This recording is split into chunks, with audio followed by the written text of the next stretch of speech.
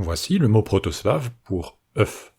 Il vient de ce mot proto-indo-européen qui a lui-même donné les mots pour œuf dans de nombreuses langues. C'est notamment le cas en vieux perse, en latin, puis dans les langues romanes, en grec ou encore dans les langues germaniques.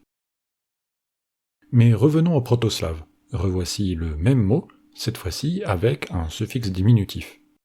C'est sur la base des deux versions de ce mot que les langues slaves ont créé leur mot pour œuf. Et voici d'ailleurs qui s'affiche à l'écran.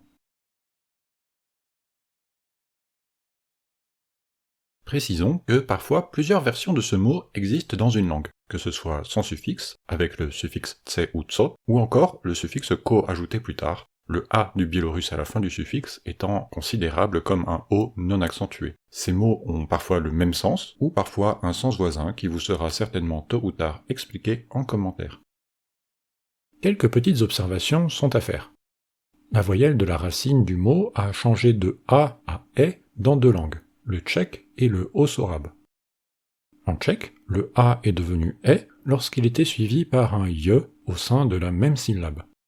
Le mot vejce, composé de deux syllabes vei et tse, illustre très bien ce fait, car au génitif pluriel qui est la seule forme où le ye se trouve dans une syllabe séparée, le a est resté a. En haut-sorabe, la raison de ce changement est différente. Lorsqu'un a se trouvait entre deux consonnes palatales, donc ici les deux ye, il est devenu e. En kashoub, ce o avec cette sorte d'accent circonflexe, que l'on trouve d'ailleurs en alternance avec des a dans certains mots, est une évolution du a qui peut, selon les dialectes, se prononcer d'une grande variété de façons. Le mot yaye avec un a existe d'ailleurs aussi dans cette langue.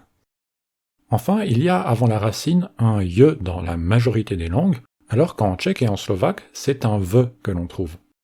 Nous avons déjà parlé sur cette chaîne de la loi des syllabes ouvertes, cette tendance qu'a eu le proto-slave à ouvrir ses syllabes, de sorte qu'elles se terminent par une voyelle. Les mots eux-mêmes se terminaient donc aussi par une voyelle, et pour mieux les lier avec les mots commençant par une voyelle, a eu lieu ce que l'on appelle une prothèse, c'est-à-dire l'ajout d'une consonne au début de ces mots.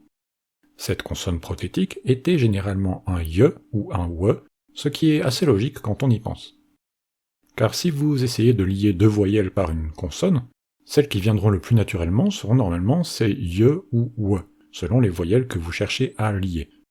Par exemple, entre i et a, on a à la base ya, et donc le ye s'impose, ia, et entre o et a, on a à la base oa, et donc le we vient naturellement, owa.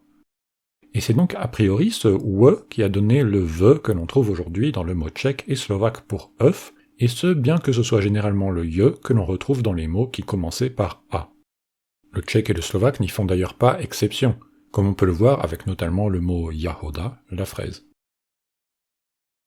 D'une façon générale, les mots slaves qui commençaient par une voyelle commencent bien souvent aujourd'hui par un ye ou un ve, même si ce processus n'a pas toujours abouti ou qu'une déiotation a pu avoir lieu, privant du ye initial certains mots qu'il avait pourtant adoptés. Cette vidéo a été créée avec la participation active des membres de la communauté Discord que je remercie beaucoup. Merci aussi à ceux qui me soutiennent sur Patreon et sur Ko-fi. Si vous voulez les rejoindre, toutes les informations sont en description. Si vous voulez savoir pourquoi beaucoup de A du biélorusse sont en fait des O non accentués, une vidéo y est consacrée. Et sinon, nous avons aussi parlé d'autres mots surprenants, ils sont tous regroupés dans cette playlist.